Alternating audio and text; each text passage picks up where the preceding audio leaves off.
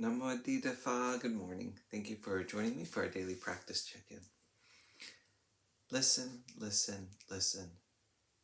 This beautiful sound calls us back to our true home.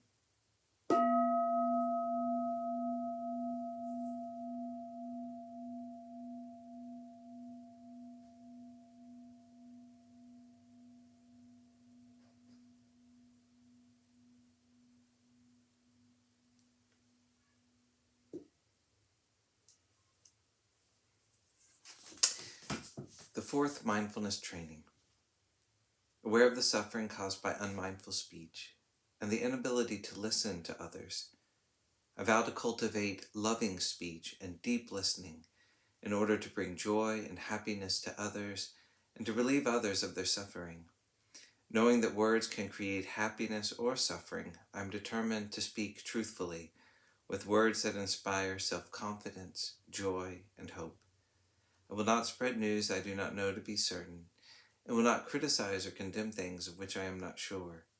I will refrain from uttering words that can cause division or discord, or that can cause the family or the community to break. I am determined to make all efforts to reconcile and resolve all conflicts, however small.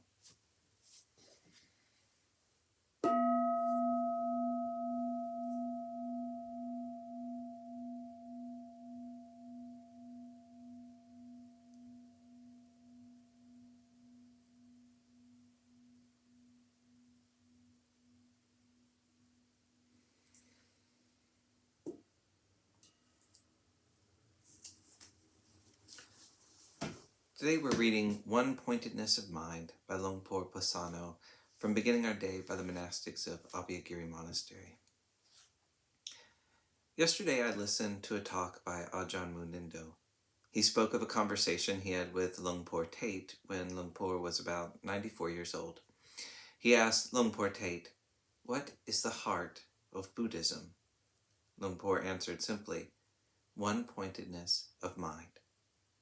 That statement may be simple, but it has many implications. The quality of one-pointedness is needed to understand anything, to see and act clearly, rather than getting swept up by reactions or habits. So we must try to focus and sustain one-pointedness by bringing attention back to what we are doing. It's so easy to get distracted by what's going on around us externally, especially when we're doing chores or engaging with other people. Or we can get distracted by the internal wanderings of the mind, thinking about how things could be or should be, or having reactions, worries, or doubts, proliferations in various shades and forms. We forget to establish a base of solidity, a foundation for the mind. For that reason, we need to remember the importance of one-pointedness and to find skillful means to sustain it. In doing this, one-pointed mindfulness of the body can be an important anchor. That doesn't mean blocking out things around us, but rather having a focal point. We maintain one-pointed attention, returning to the posture, physical sensations, movements, and touch. Whether we're going from here to there or standing in one place, painting, we can bring attention to our body and cut through the mind's tendency to drift along. If the mind is constantly shifting and dispersed, it will be unable to approach things in a clear fashion.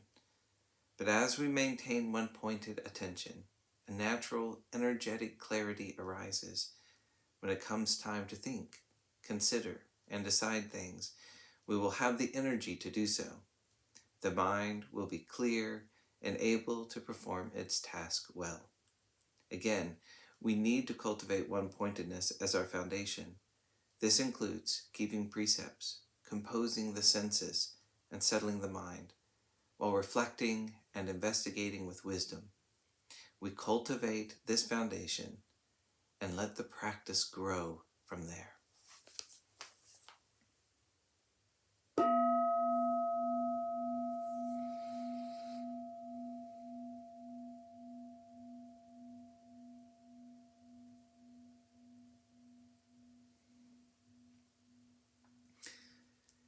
May all beings be well.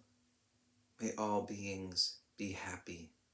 May all beings be peaceful. Sadhu, sadhu, sadhu.